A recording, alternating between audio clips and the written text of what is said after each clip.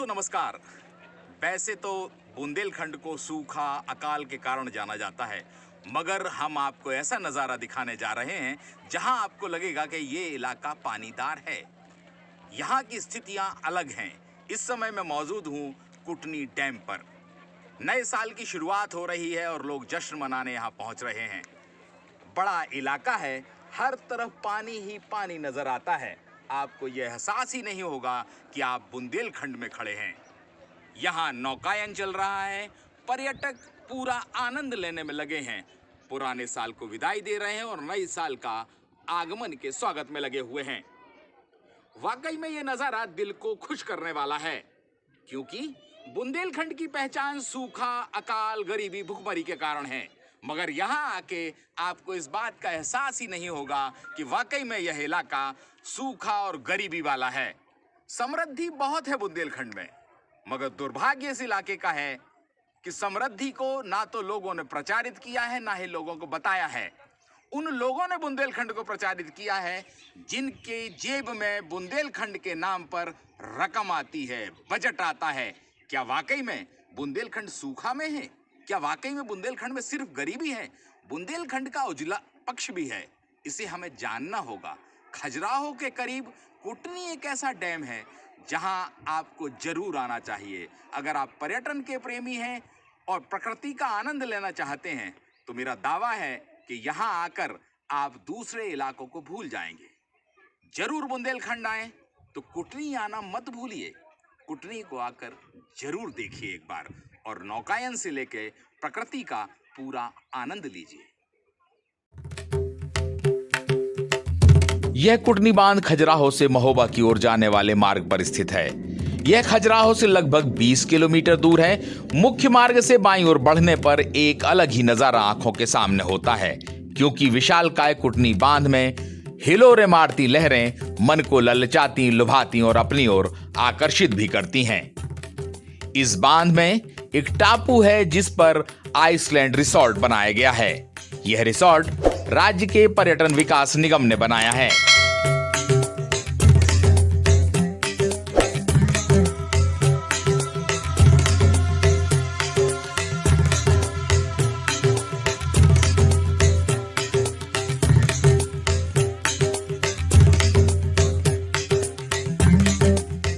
एक तरफ जहां रिसोर्ट का लुक लुभावना है तो दूसरी ओर रिसोर्ट के करीब ही चलने वाली जल क्रीड़ाएं या यूं कहें कि वाटर स्पोर्ट्स भी लुभावनी होती हैं।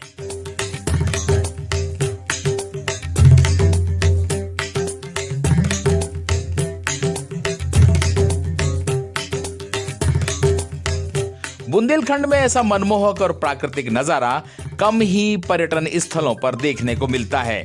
यही कारण है कि यह नया डेस्टिनेशन बन रहा है बुंदेलखंड का। यहाँ का नजारा यह एहसास ही नहीं कराता कि हम बुंदेलखंड के उस हिस्से में खड़े हैं जिसकी पहचान देश और दुनिया में सूखा के तौर पर है। इस इलाके के माथे पर सूखा, बेरोजगारी और पलायन का कलंक चस्पा है। यहां पहुंचकर लगता है कि यह सारे कलंक सुनियोजित साजिशों का हिस्सा तो नहीं है।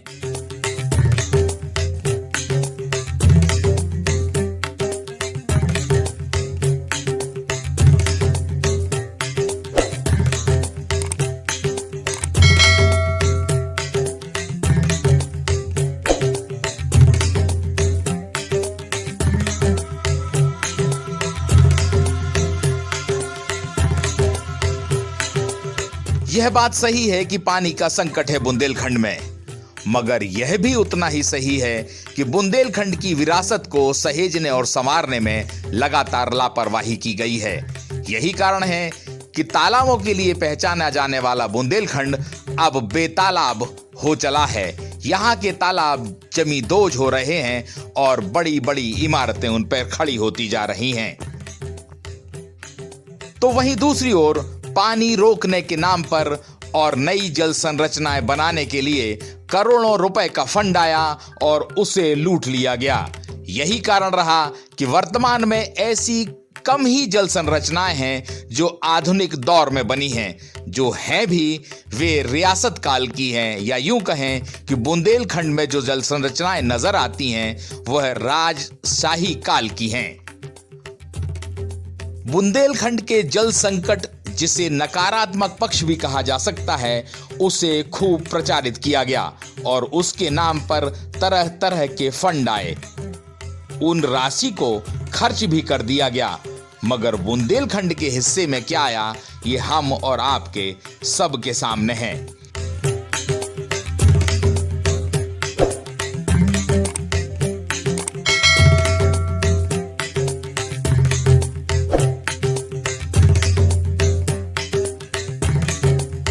ऐसा नहीं है कि बुंदेलखंड में सिर्फ सूखा है, नकारात्मकता है। यहां प्राकृतिक समृद्धि खूब है, खनिज संसाधन खूब हैं और उस पक्ष को उकेरने और उभारने की जरूरत महसूस की जाने लगी है। यहां खजुराहो जैसी कलात्मक नगरी है तो पन्ना जैसा टाइगर रिजर्व।